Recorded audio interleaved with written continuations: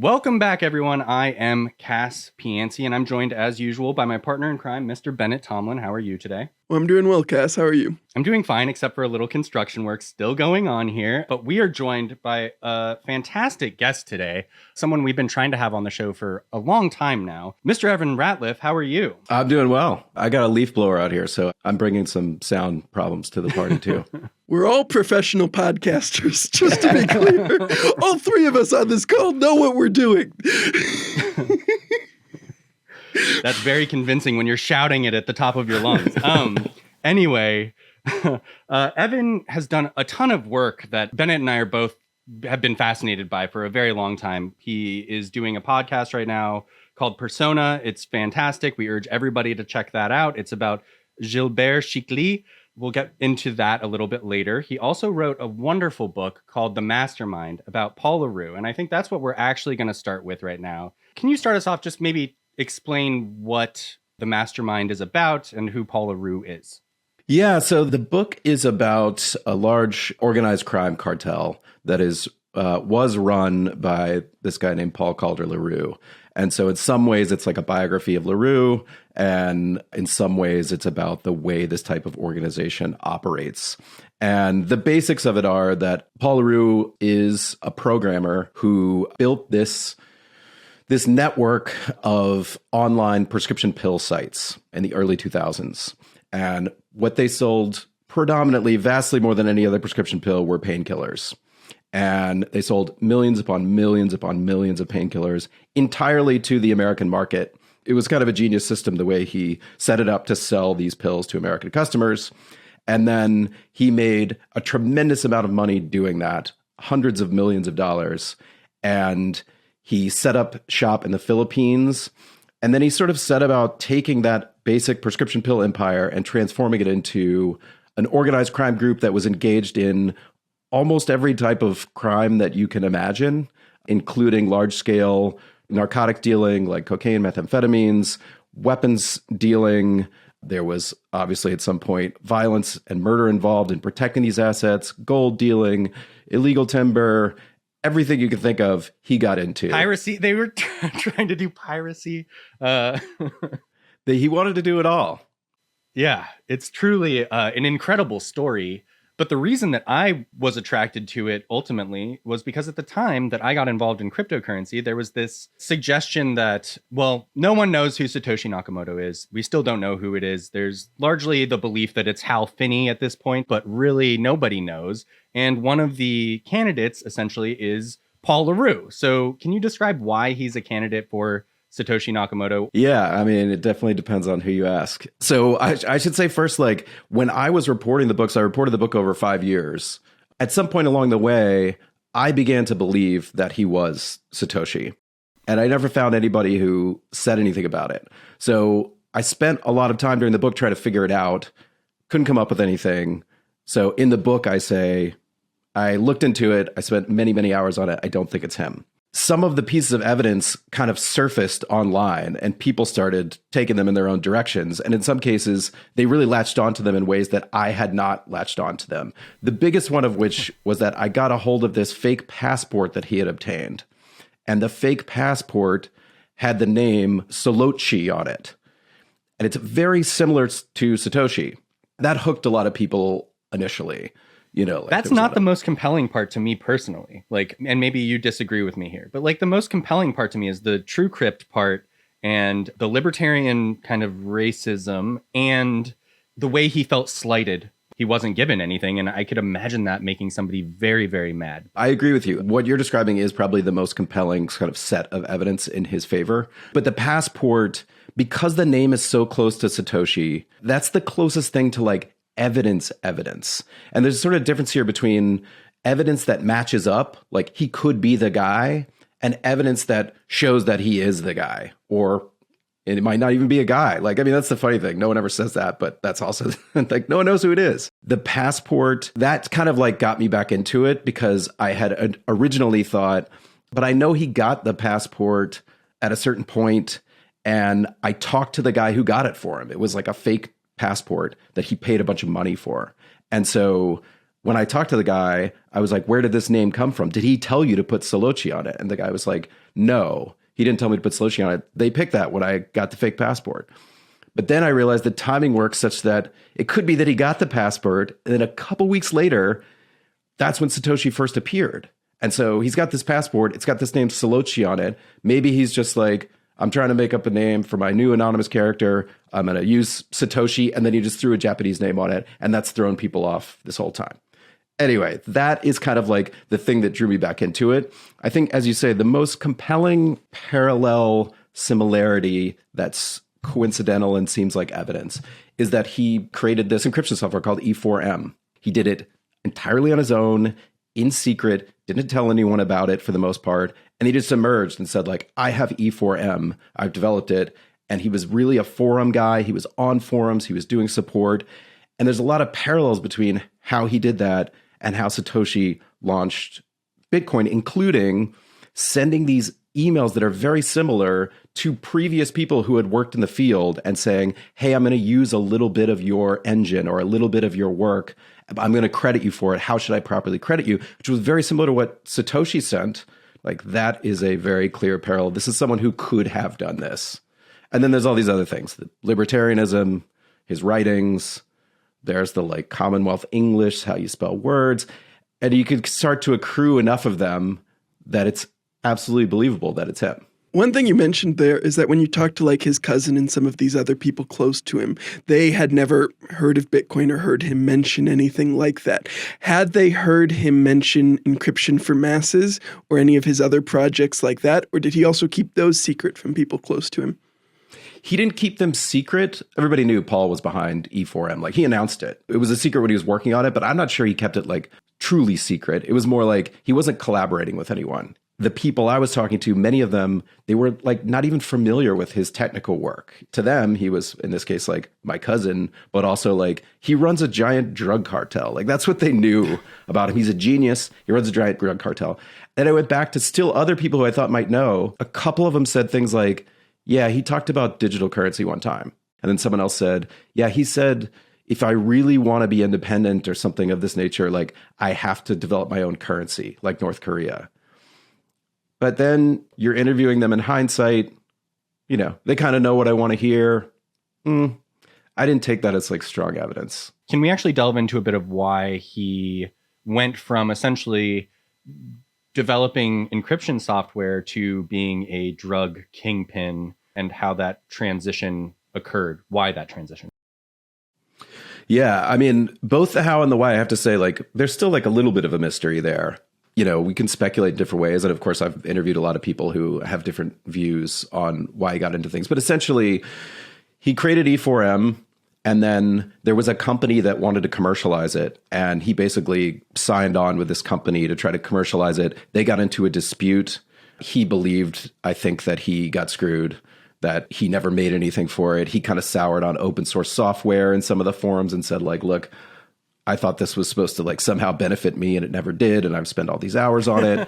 And then TrueCrypt emerged. And so that was not clear if that was a challenger to what they were doing. Maybe he was behind it. It's sort of a big mess.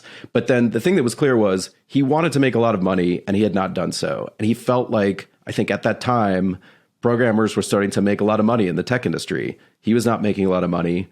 And he got into online pills. There's a couple different theories about how he did. He was interested in online gambling as well. And he sort of came up with this system with a couple of other people involved that was perfect for mass distribution of painkillers.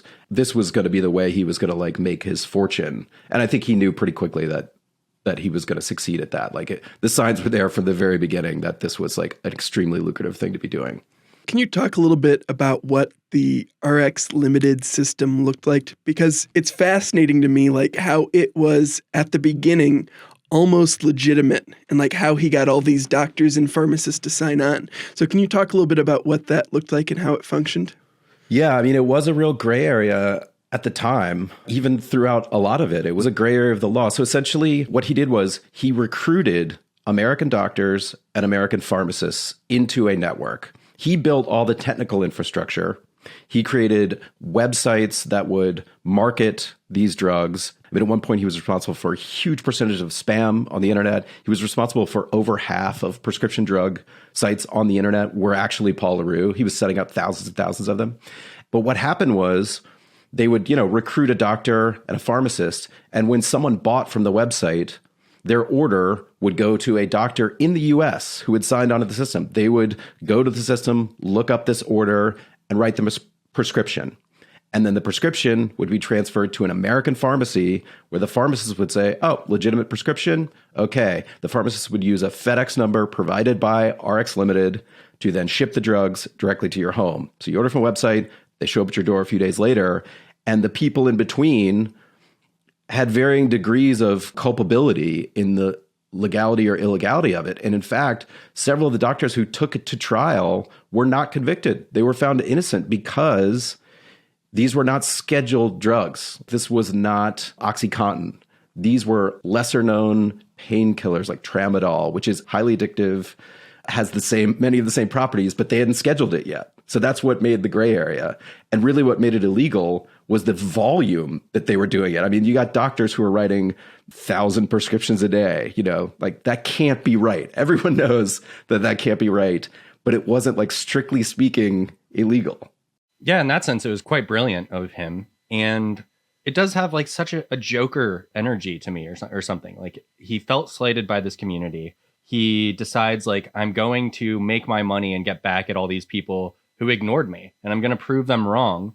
Then he, like, succeeds. It's very, very interesting and so reminiscent of so much that we see in cryptocurrency continually. Like, still to this day, most of the people who were big names in the community have similar traits to this dude.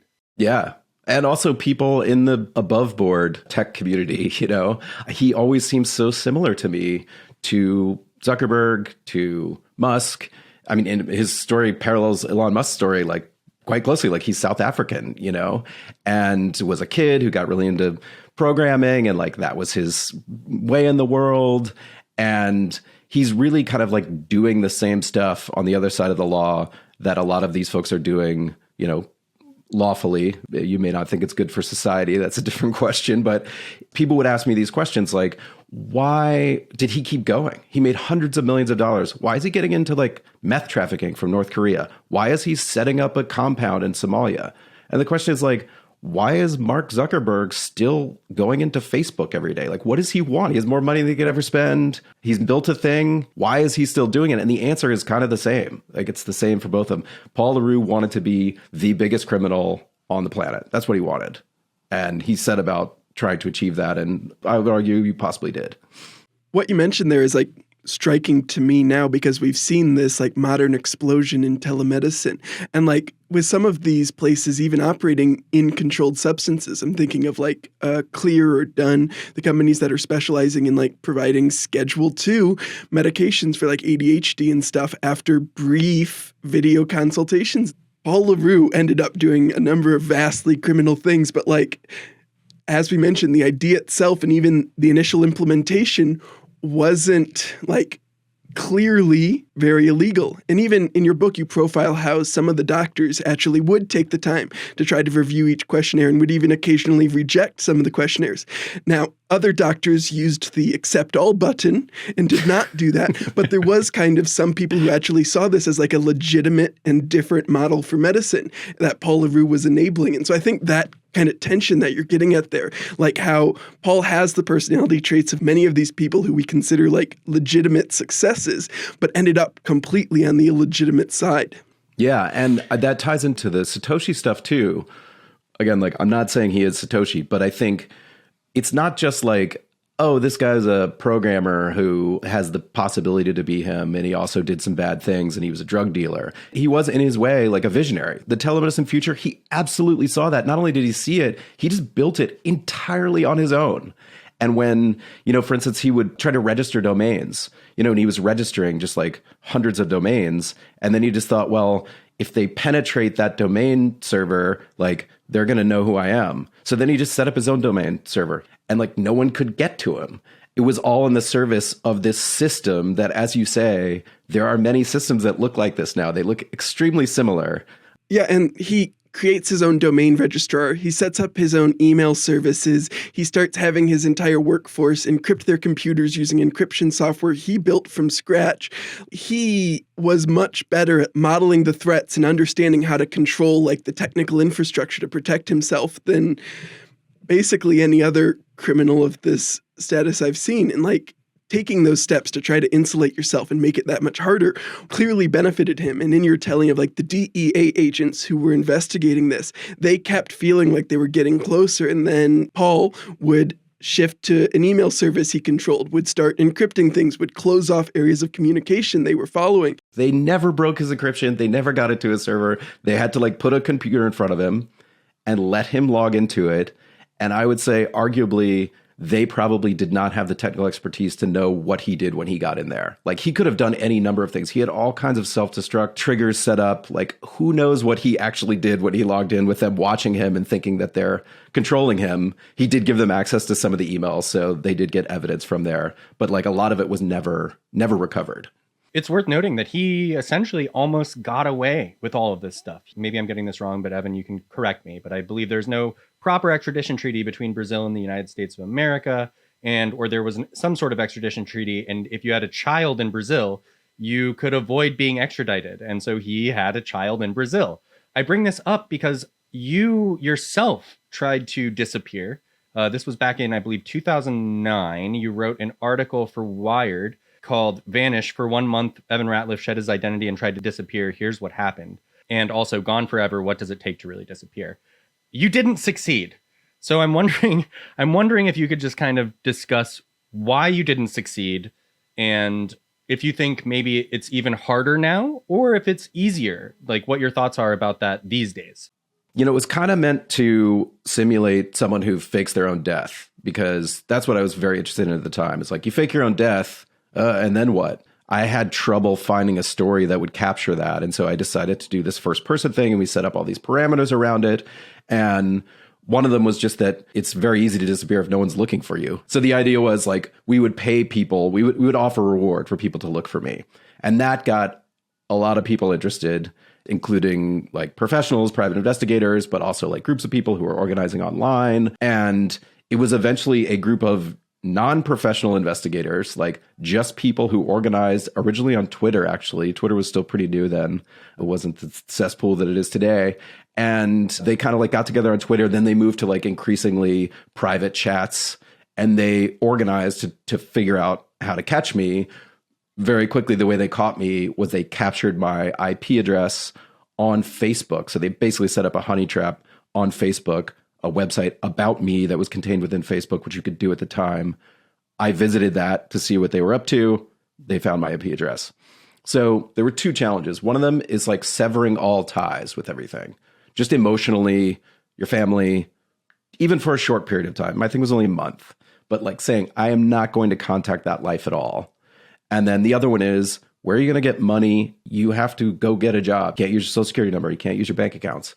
Cryptocurrency is sort of an answer to that. But like in the early days where it was like anonymous currency, I was like, well, this is it. This is how you would do it. You would just put a ton of money into crypto and then you would like get it out on the other end. But like we all know that that is a fool's errand at this point, both just like literally getting it out at all, but also getting it out in a way that you're not going to have to provide some sort of identification in order to do so. Or you can go to the more private coins, and then it's like, am I going to lose all this money? Like, it's something that will require a lot of expertise. Of course you could do it, but now there is a better option when it comes to money. On the other hand, I mean, the amount of surveillance, of course, has just expanded massively. There's so many entry points for investigators. There is so much data that can be sucked up about you. I think it's harder now than it was then, I would say. Even though there's all these obvious, like, oh, this person tried, or this person tried and failed, this person tried and failed, or maybe this person died and disappeared and we don't even know. That's the issue. You could never possibly know all the successful stories that there are, even though it does feel like, to me at least, that it's very, very, very difficult. And on top of that, if anyone is looking for you in any real capacity, it becomes almost impossible to successfully disappear. Even people like Joe Low, who stole billions of dollars from Malaysia, but he just is existing in China now. There's no mystery about it. That's where he is. He's doing fine. There's ways to disappear without actually disappearing now, maybe, is what I'm saying. Similar to like what Paul Le Roux did, where it's like, yeah, I'm in Brazil, but good luck getting to me. Maybe that's like the easier way to do it now. Maybe that's the actual way to disappear, in air quotes. Yeah, if you have enough money, but there's a lot that you can do. You know, if you're just a vastly wealthy individual, however you've gotten that money, you got a lot of options. Also, you can set up a lot of things in advance. I mean, we've seen recently people buying citizenship in various countries. That's a very, if you've got enough money to pay, drop $1 million on real estate in Portugal or whatever it is, or Malta, you know, you can do that. But for ordinary people, you're really up against it because you've got to have planned out how you're going to survive in this new identity. I mean, the problem with most of these fake death stories is that people don't plan it out. Like they do it on an impulse. They're like running a Ponzi scheme and then the Ponzi scheme's about to collapse. And then they say, oh my God, I'm going to fake my death. I'll drive my car to the river. And then they'll think I jumped in the river. And then like 3 days later, they're like, oh, I don't have any money. I can't use my credit cards. You know, like it's not all planned out. And they don't have billions of dollars hiding somewhere where they can kind of access it. So, I mean, I was trying to more represent that type of person. I didn't have the resources to like make things happen for myself. Cass, there was kind of a point you made there that Paul Le Roux recognized regulatory arbitrage and like the existence of these varied extradition treaties as like a way to run these types of businesses well before, like, cryptocurrency companies have learned a little bit from that. And like you'll often see the executives for some of the less than sterling ones try to set up in places where they think it'll be difficult to extradite them and will like make sure their corporate registrations are in places that aren't tied to places like the United States that actually enforce laws and will try to like take advantage of things like that. And so we saw Paul Le Roux operating out of the Philippines and Somalia. And we see that now with cryptocurrency companies operating out of Malta and, well, previously China, out of all this. And so there's certainly kind of an echo. Paul Le Roux recognized the ability of that, and cryptocurrency companies have learned since then. I mean, what Paul Le Roux did in the Philippines was he paid millions of dollars in bribes to law enforcement. I mean, literally straight to the judges, police, generals, had an ex like NBI, which is the FBI there, guy basically on his staff that carried bags of money to people in order to bribe them.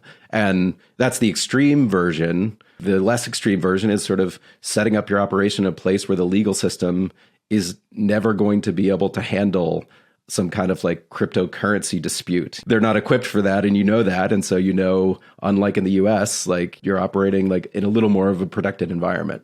Your most recent work, persona of this podcast, about Gilbert Chikli, there's so many ties to what we regularly cover here on Crypto Critics Corner that I would love if you could expand on that a bit, and then we're going to delve into the similarities. So Gilbert Chikli is a con man. He was born in France, but he moved to Israel, took Israeli citizenship. The thing he's originally famous for is inventing something called the president scam, or at least pioneering something called the president scam, which is basically where you call up a mid-level person at a company and you say, I'm the boss of this company, like I'm the CEO or the president. That's what's called the president scam. And there's going to be a secret project that you're going to get contacted for. We have a secret project going on. Usually it's like to stop money laundering or stop terrorists from using our bank or our company.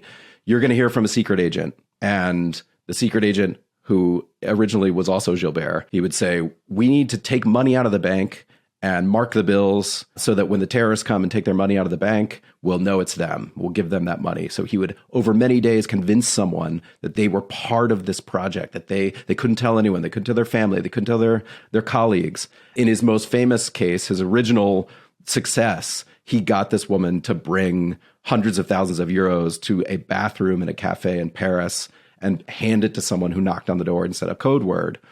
And then he got into like having them transfer it rather than bring the cash. But that was the fundamental model, was like, first it's a high up person in the company who the mid-level person probably doesn't really know, but has imbues with a lot of authority. You do what they say.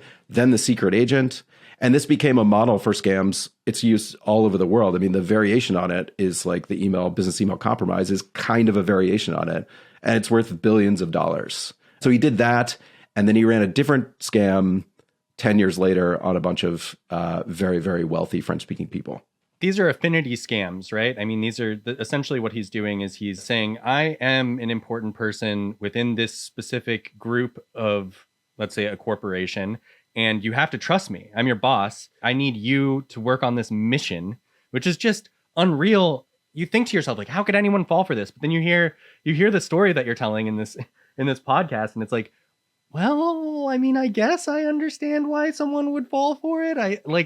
Why would you have any reason to doubt that the president of the company is going to call you and be like, hey, there's a money laundering issue. We need somebody in the middle of the company to help take care of it. Don't tell anybody. It's very affinity, but also very like nuanced in a sense. But it devolves very quickly. The story starts getting into poker and the Israel and France and all of this craziness. My ears instantly were like, whoa, I have heard this story so many times before.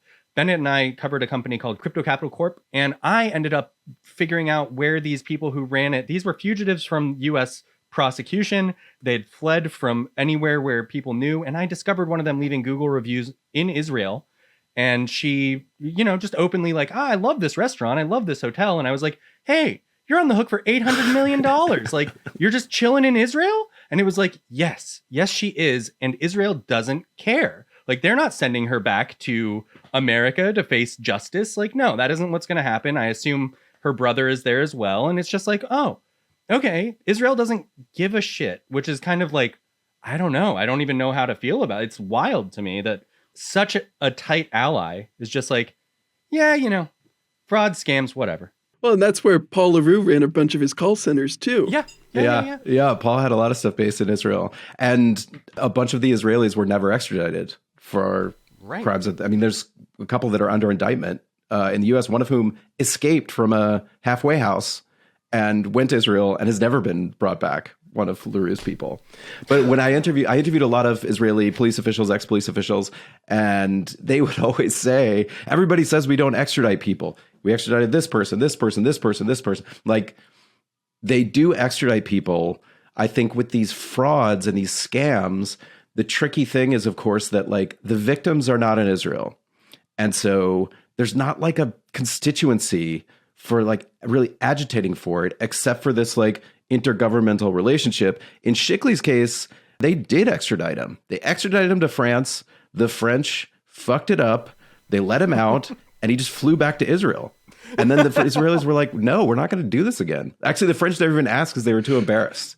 But like the Israelis were like, you had your shot. Forgot to take away his passport. They just forgot to take away his passport. Classic mistake. You spend years getting a guy investigated, finally extradited. It's an incredibly arduous process. He arrives in France. They don't try him for like 18 months. And then they're like, well, now we got to let him out on house arrest. They just made him sign in at a police station. And then he just left. The people who I was looking into, Oz Yosef and Ravid Yosef, they walked away with hundreds of millions of dollars. Sorry, why exactly would Israel want to extradite these people? They have hundreds of millions of dollars to spend in Israel. Like, they can't go anywhere else, really. They have all this money there. I don't see what the reason would be that Israel would be like, all right, get on back to the U.S. now. Like, it doesn't make any sense to me. But like you said, there's also this interstate, like, you would hope that Israel would be like, well, we know exactly where this person is, and we're going to ship them back to you because we're friends. But I guess that's not enough. It's just such a hard process. And like, they tend to focus on the murderers, and everyone would talk about between France and Israel, it was all about these people who had killed someone. And those were like the big ones. And like someone who's committed a fraud, they're just like, they're not high on the list, To me, this concept of like, well, financial fraud doesn't really harm people. I'm like, how can anyone argue that anymore? Like, the amount of people that killed themselves because of Bernie Madoff's Ponzi scheme or Enron or like any of these major gigantic frauds, like, we understand that there's actually like levels of violence involved in these deceptions. And I think it's pretty silly to be like, it's just money. It's like, no. It's not just money. Well, and I think Madame G was a good example of that. The original victim of the one who gave the money in the bathroom of the cafe, like, it ruined her life. Like, she lost her job at the bank. She was a bank manager.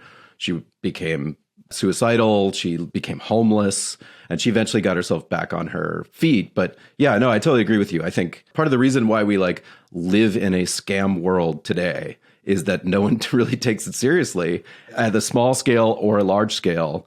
Not just like it's just about money, but like you're kind of responsible. Like, you fell for it. I think that's the feeling. And part of what's interesting about trying to tell these stories is trying to get across the idea that like this can happen to you no matter who you are. And some of the victims later from Chikli were some of the wealthiest, supposedly most savvy people in the world, billionaires who lost tens of millions of dollars to someone who called them up on the phone and told them they needed money, in this case, to free hostages from ISIS. Like, that was the scam.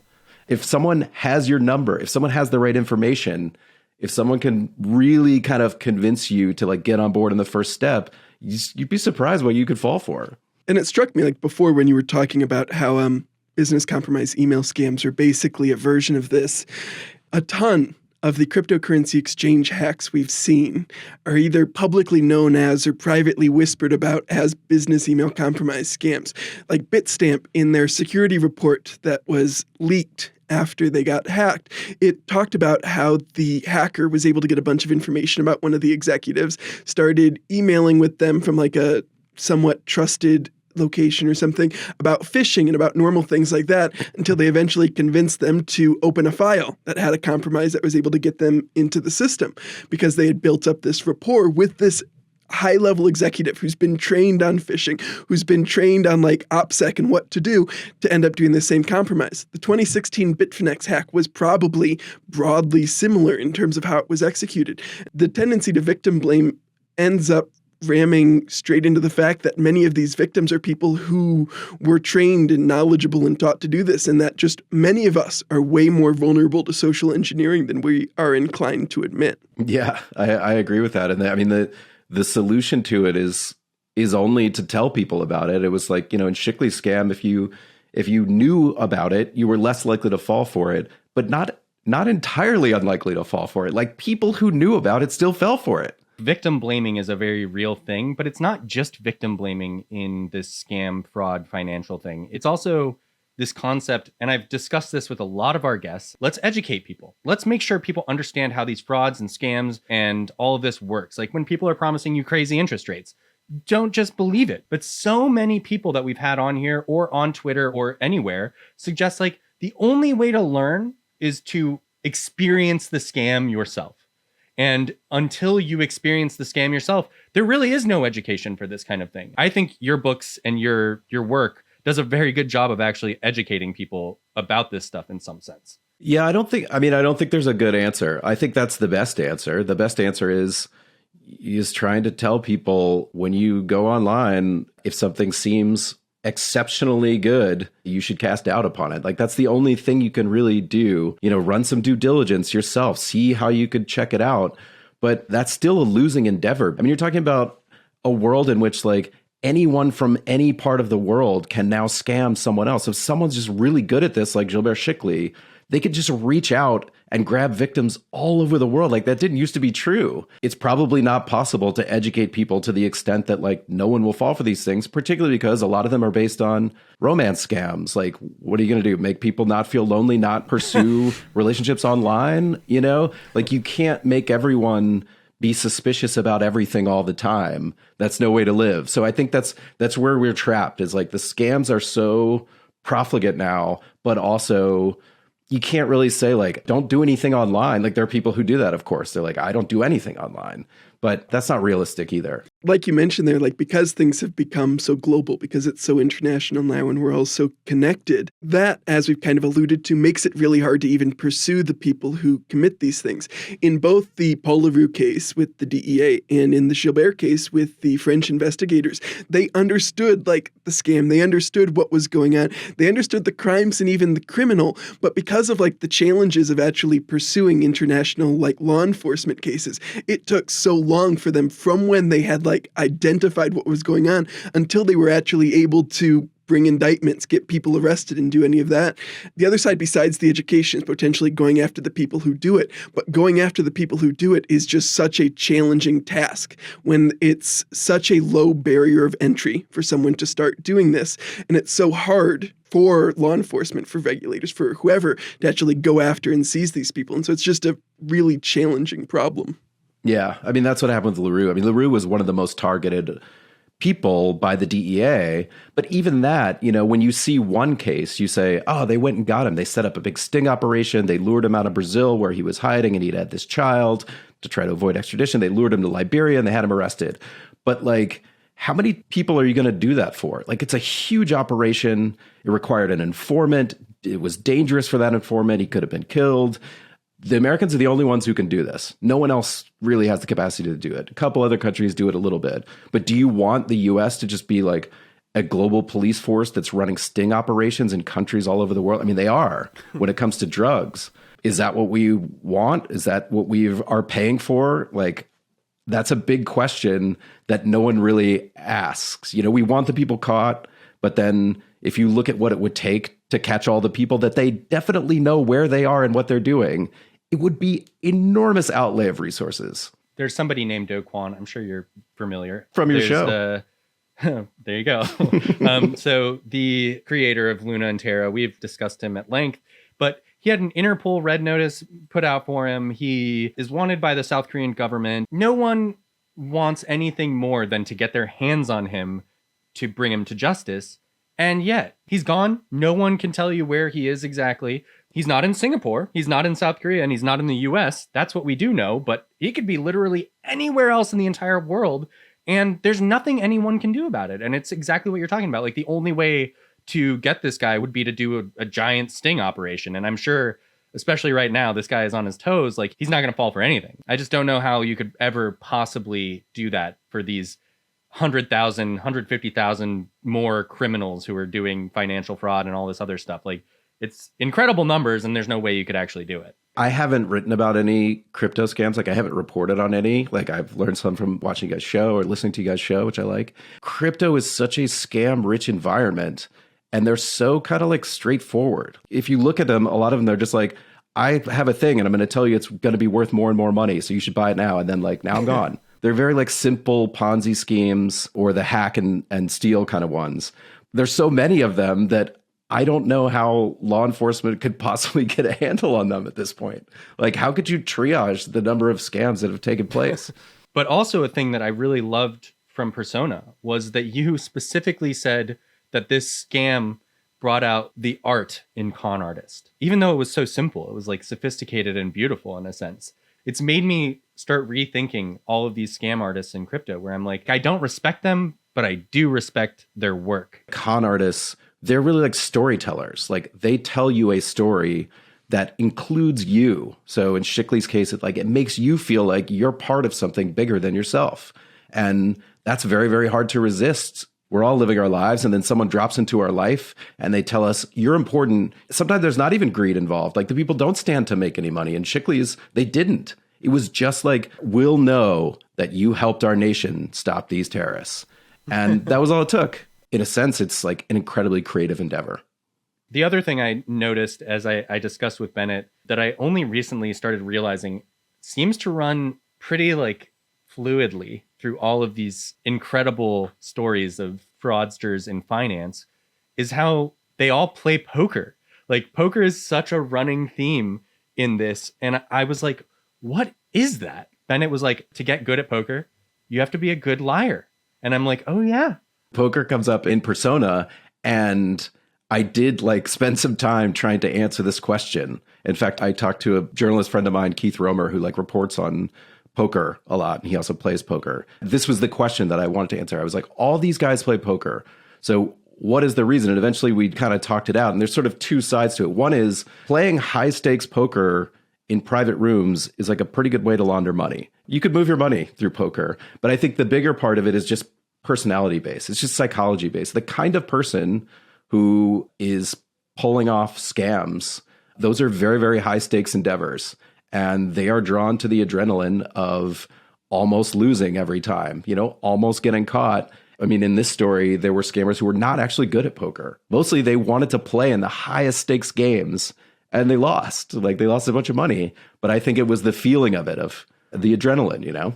What you said there, like, was striking to me because I was remembering from Persona when Gilbert called back up someone he had just scammed and said, Google my name plus scam and see what comes up. At a certain point, he was like, this is too easy. I shouldn't be getting away with this anymore. And like, wanted to make it so it was harder for himself, wanted to make it so there was like a chance he could get caught. That echoes that this is like a form of thrill seeking, that this is about the adrenaline, the rush from it, rather than like actually getting the reward, the money, the power, whatever. Yeah, absolutely. What I found interesting was your take on how much trust is involved in poker, which is not something I generally think about either. They'll hand over $100,000 to another player just on a whim, right? It's just like, here you go, man.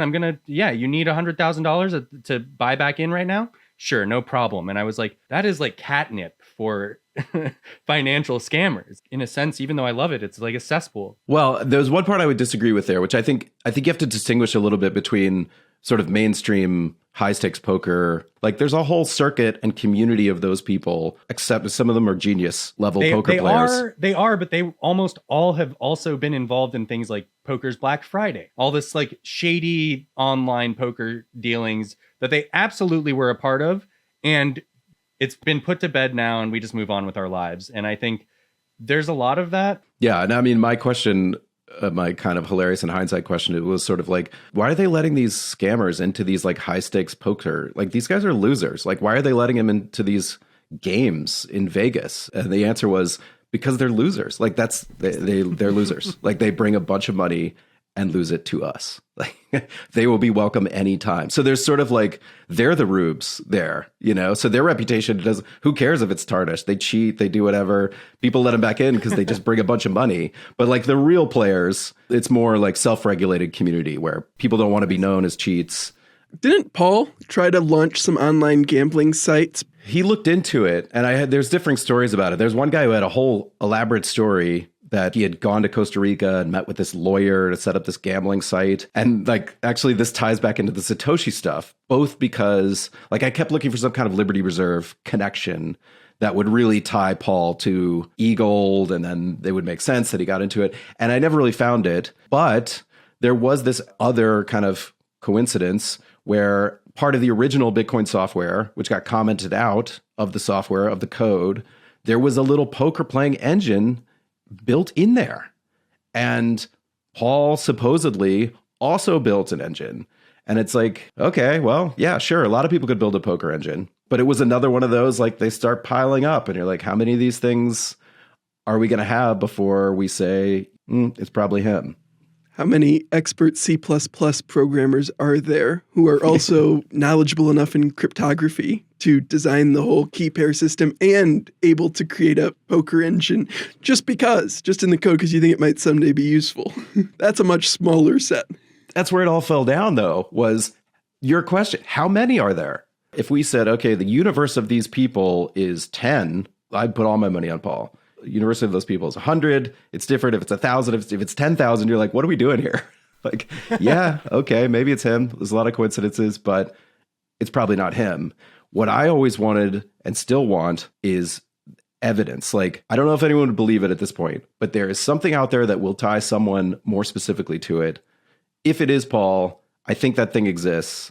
I haven't been able to find it. And now people are bringing me all kinds of like faked examples of it. So I'm not even sure I could find it at this point. What faked examples are people bringing? As you can imagine, because I wrote about Paul and Satoshi, like I get a lot of people who are like, no, this guy's Satoshi. Here's all my evidence, whether it's one of the original candidates like Hal Finney or it's someone new they think it is. I'm also contacted by people who say like, I know it's Paul. And one source in particular provided me with signed messages from one of the early blocks. So first 100 blocks, signed messages that implicate Paul in being Satoshi very directly. And the messages are real. Like they're signed messages. You can go check, like I checked them out. They're real. Like that part of it is very, very difficult to fake, like a faked signed message. So for a while I was like, wow, this is it. But the problem is those blocks, no one knows who controls them. It's very, very difficult to backdate the signed messages to figure out exactly when they're sent. So obviously, if someone owns this block and they sent the signed message like 2 weeks ago, Paul Le Roux Satoshi, and then they contacted me and were like, look at this signed message. The message would check out, but it's not dated. So it's difficult to say like when it was sent. So then when I consulted with people who were more expert than myself, they were like, well, who controls these? Who controls the keys to these anymore? Like, we know who controlled them at the beginning. If they sent the message at that time, absolutely 100% proof it's him. But the keys could have been transferred. Keys were stolen. Keys were lost. We have no idea who controls those. There are also now people out there who want it to be Paul for their various reasons. And so I thought I had it there for like a day, and now I'm pretty convinced that they're fake. But it was from a known Satoshi address, or was it just from an early block? Because like we know the first 9 blocks were all Satoshi, but after that, like with the first transaction to Hal Finney in block 9, we start seeing other people come online. And so was it just someone with an early block, or was it from like the list of known Satoshi addresses? It wasn't from one of the Satoshi addresses. If it was from the Satoshi addresses, that would have been, I feel like, also definitive. But it wasn't from one of the Satoshi addresses. I was like, oh, we can figure out when a signed message was sent, but you can't. But if you knew who the person was who supposedly controlled that address, they could sign another message proving they still control the keys. If that person was alive, yes. Yes. Yes, that can complicate things. If the person is not alive, we're in a bind.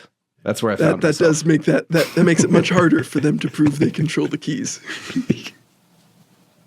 But I mean, my overall point is that there's like so much stuff swirling around this. There's like at least 5 or more documentaries that have contacted me that are specifically like Who is Satoshi documentaries.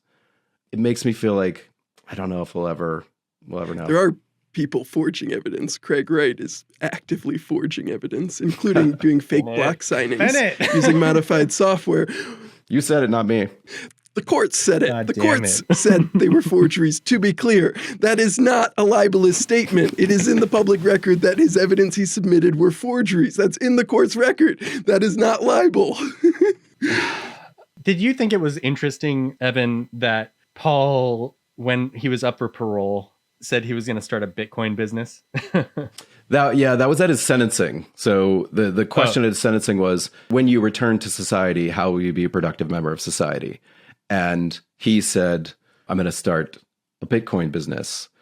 And there's a lot of different ways to read that. I mean, one way is like, he's Satoshi and he's going to start a Bitcoin business. That's like a cover for him just finally like recovering all of the billions of dollars that he has access to. But it seems strange. Like that's a strange thing to assert if you are in fact Satoshi. Part of it could be like, by that point, he heard people had said he was Satoshi and he's just messing with them. Like he's gonna be in prison for 20 years. So maybe he's just fucking around. And part of it is maybe he's like, I'll capitalize on the fact that people think that I'm Satoshi. So I will start a Bitcoin business and like, I'll get tons of clout and attention and money for it because people think that I'm actually Satoshi. A final theory is like, when he got out of prison, that's absolutely what Paul Le Roux would get into. So it makes sense that he would choose that. It was weird that he suggested that to a judge as this is how I will be a productive member of society, because like a federal judge is not gonna, they're just not gonna perceive hear that. It that way. Yeah, they're not gonna hear that as like, I'm going to, work at a bank. They would probably say like, that's exactly the kind of thing you shouldn't get into, sir. I'm going to advance this anti-state currency via my business, which I intend to operate internationally. This shouldn't concern you at all. But I wanted to ask you guys, like, do you guys think it matters who it is? The important part is that there's mystery and that we don't know who it is and that those first coins never move. If that remains the case, I think it's great for Bitcoin. I think as soon as we know, if we ever were able to find out who it was and he or she or they were able to move those million Bitcoins, that might be the end of Bitcoin for good. Who knows? But it would be really bad news for Bitcoin.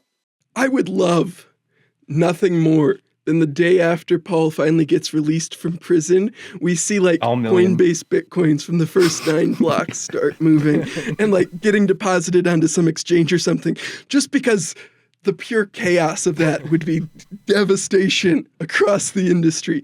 And I think Cass is right. The best case scenario for Bitcoin is for there to be at least some ambiguity, because it allows Satoshi to act as this kind of messianic figure in the Bitcoin religion, where they created this thing and that it was this almost immaculate conception. And if you like look at the blocks, you can see like Satoshi was very carefully like keeping their hash rate at a certain level and trying to make sure other people could competitively mine and start doing it in things like this. Having that and then having this mysterious figure who disappeared right as it was starting to get like the tiniest bit of traction lets Bitcoin exist in a more substantially decentralized way than it can with like a central figure who controls 5% of the total supply. And the other flip side is for Coinbase, when they're going in to talk to the CFTC and the SEC and Congress people, it's a lot easier for them to talk about Bitcoin if they don't need to explain that it was started by a racist, sexist leader of a drug cartel. Just saying it was this person no one knows lets you kind of remove that. Sure. And even if you should say Bitcoin should be separate from its creator, the reality is if Paul Le Roux is behind Bitcoin, that is going to color people's perceptions of Bitcoin. If it was to be Hal Finney instead, who has passed away, I do think it would be bad because now you have some of the mystery disintegrate and you know exactly who the first person was. It wouldn't be as bad as a Paul Le Roux because Paul Le Roux is still living. Paul Le Roux can still move those coins. And Paul Le Roux, like you said, has a lot of horrible elements behind who the man and the mystery is. It is good for Bitcoin to not have an answer to that for as long as possible. I also think that if you're Satoshi and you are brilliant and a mastermind, as your book talks about Paul Le Roux, you would know better than to move those first coins. Well, the funny thing is, like, if it is him, there's like an equal chance, he could get out and move the coins, but also that he like wrote down the keys in some place that like his former henchmen like ransacked and were like, what is this? And just threw it in the trash, you know? Like he hasn't moved him. If it is him, he hasn't moved him yet. And so maybe he's waiting to get out, or maybe he's like, he doesn't have the keys to it either. That's certainly possible, that like the keys are lost, that whoever Satoshi was, whether it was Paul, whether it was Hal, whether it was Adam, whoever it might have been, or whichever team of people it might have been, I think it's very plausible that the keys for those early blocks for the known Satoshi addresses are permanently lost even if Satoshi is alive, just because key management is hard for people, especially when the keys are protecting something that is at the time valueless, right? Or has, in some respects, a negative value because having that proves you're the person who started this, right? And so I think it's quite plausible whoever did it might have even intentionally destroyed or not kept the keys, because having them would suggest to someone who came across them that you were responsible for creating this thing, which at the time, even Satoshi noted, like when the WikiLeaks started accepting Bitcoin, like there was a risk of some serious like public perception or backlash to Bitcoin when it started to catch on. So I think that, it's very plausible that no one has those keys. The last question I have for you, Evan, is you wrote The Mastermind a little while ago. You've done Persona, and you've also done the long form podcast for an extended period of time now. And I'm wondering if you look at the realm we're in now and you yourself perceive podcasting as a more viable option for you to tell these stories, or if you're instead thinking like, no, I will be writing Persona in a book form as well, or like what your thoughts are on the changing landscape of storytelling, perhaps. For most of my career, I've been a freelancer. When you're independent, I feel like you just kind of develop this mercenary outlook. And my mercenary outlook is there's certain types of stories that I want to tell. And the form is important, but I'm open to like a variety of forms. And you'll see a lot of journalists going from one to another now because there's more money in podcasting to do narrative than there was previously. And that's the kind of stories that I'm interested in, like these long, intricate stories that start from point A and end up at point B. Podcasting is a way to do it, but like books are still viable for individuals like me. It's a great situation. I should take that back. It's not a great situation, but it's like a better situation when there are these new venues that are interested in this type of story. So now podcast makers are very interested in this type of story. For like the media as a whole, there's a larger question of like, is this a bubble? Is this viable? Like over the long term, like where will podcasting end up? And there's so many podcasts, everybody has a podcast, all that kind of stuff. Those questions are less important to me as a creator in that I just kind of like look where the money is and where the possibility is and the journalists that I respect and the editors that I want to work with. And I kind of like sign on with them to do something. And then if that thing goes away, I will now go over here and do it with these people. And so there's benefits and drawbacks to that as well. Like I have no institutional security or backing in a general sense. I think it is like incredible, the idea of telling these journalistic stories over multiple episodes in a narrative way. And now you see lots of examples of stories that might have been books or magazine stories ending up there. And I think that's been very good for the people who created them. I hope that continues. If that doesn't continue, all the people like me will like find some other medium to do it. That's a very pragmatic answer to which medium you choose to tell your stories. Evan, do you have any parting thoughts for our audience, and can you let them know where to find you? We haven't really gotten into this aspect of it, but the through line for all these stories for me is partly about the people that get pulled into them, pulled into participating in criminal activities. Not even necessarily the people at the top, but all the people along the way. And the way that when you look at them from a distance, you say, oh, look at those terrible people. Look at those bad, evil people doing that evil thing. The closer you get to it, the more complicated it gets. And the more you understand. The more human it gets. The more human it gets, the more you understand the motivations, the more you understand the mistake that someone can make in one moment that then defines the rest of their life. And I feel like that's the thing I'm always chasing in these stories, is trying to understand how these people kind of like fell into this world and how it relates to the choices that we also make or don't make around our own lives. So that's to me like the part that's interesting about these criminal networks in particular, is they involve a bunch of people who are like operating at the fringes of this and never thought that they would get involved in it. And the question is like, why did they get involved in it? It's called Persona, the French Deception. The Mastermind is available in paperback. I'm on Twitter if you want to look me up. I try to stay off there as much as possible, but you can still find me there. It's Ev_rat. It is a cesspool. Well, thank you very much for joining us. Oh, thank you so much for having me. I really enjoyed it.